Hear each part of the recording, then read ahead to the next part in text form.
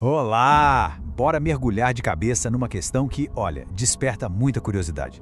A gente vai explorar hoje o ponto de encontro, ou melhor dizendo, o ponto de colisão entre a crença metafísica da lei da atração e a doutrina cristã.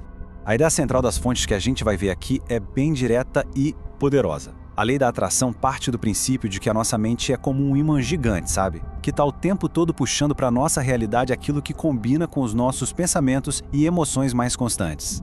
E é aí que entra a grande pergunta, né? Se esse poder todo já é nosso, por que então a vida de tanta gente parece ser o completo oposto do que se deseja?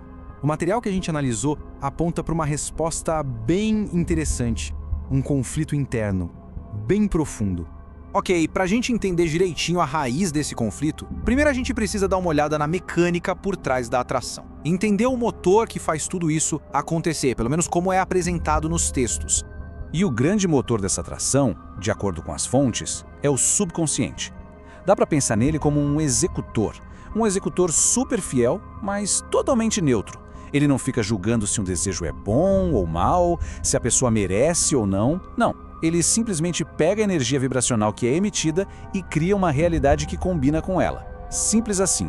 Essa ideia toda, na verdade, se apoia no princípio hermético da vibração. O que ele diz? Que absolutamente tudo no universo, da matéria mais sólida ao espírito mais sutil, está em movimento constante, vibrando em frequências diferentes. E a grande sacada aqui é que os estados de consciência mais elevados, como alegria, gratidão, correspondem a vibrações mais altas. Bom, o processo para usar esse poder é descrito num ciclo de 3 passos bem definidos. Primeiro, clareza. Clareza total sobre o que se quer. Segundo, foco absoluto, direcionar toda a energia para aquilo.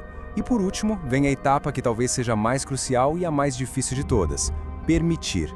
Que nada mais é do que soltar, sabe? Liberar toda e qualquer resistência, medo ou dúvida que possa estar bloqueando o caminho.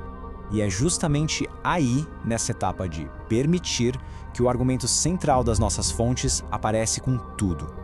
É aqui que entra em cena uma vibração super poderosa que age na contramão de todo o processo: a culpa. Os textos que a gente usou como base descrevem a cultura cristã como uma fonte de conflito inerente a esse processo todo, principalmente por causa da sua estrutura moral. É exatamente aqui que o choque de visões vira o centro da nossa questão. E com essa comparação, o conflito fica cristalino. De um lado, a gente tem o que é essencial para a lei da atração funcionar: desejo sem amarras, foco positivo e liberdade total da dúvida. Do outro, o que a moralidade cristã, de acordo com as fontes, impõe: a ideia do desejo como pecado, a repressão do prazer e aquele medo constante do julgamento divino.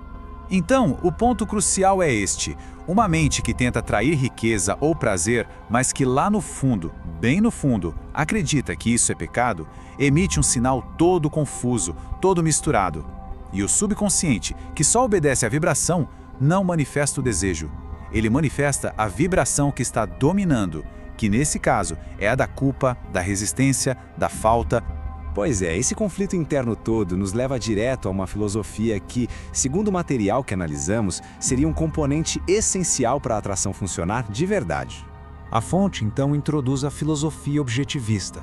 A ideia central aqui é que, para se tornar um ímã poderoso, seria preciso abraçar o egoísmo racional, ou seja, colocar a própria vida e a própria felicidade como propósito moral mais elevado de todos.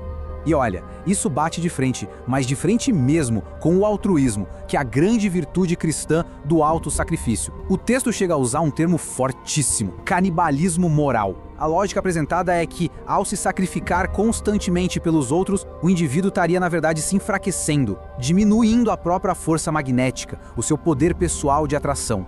E essa filosofia se sustenta em 3 virtudes: a razão, o propósito e a autoestima. Elas seriam os pilares para construir aquele poder pessoal necessário para manifestar os próprios desejos de um jeito consistente e eficaz. Então tá, quando a gente junta todas essas peças do quebra-cabeça, qual é o quadro final que se forma? Vamos ver a conclusão apresentada no material que a gente analisou. Essa tabela aqui resume perfeitamente o argumento central. Os dois sistemas operam com princípios que são fundamentalmente opostos, o que, segundo a análise, leva inevitavelmente a resultados completamente diferentes. O ponto final, então, é este: De acordo com as fontes, é praticamente impossível usar com eficácia um sistema que é baseado no desejo livre de culpa, enquanto se opera dentro de uma estrutura que define o próprio desejo como uma falha moral. Os dois sistemas, basicamente, se anulam. O texto conclui de uma forma bem direta, né? A ideia é que para abraçar essa nova maneira de pensar, seria preciso, primeiro, estar disposto a esvaziar a taça, a abandonar a antiga forma de ver as coisas. E aí, essa análise toda provocou alguma reflexão? Se a resposta for sim, não esquece de deixar um like, se inscrever para não perder as próximas e, claro, compartilhar o que se passa pela sua cabeça aí nos comentários. A gente agradece demais a quem acompanha nosso trabalho.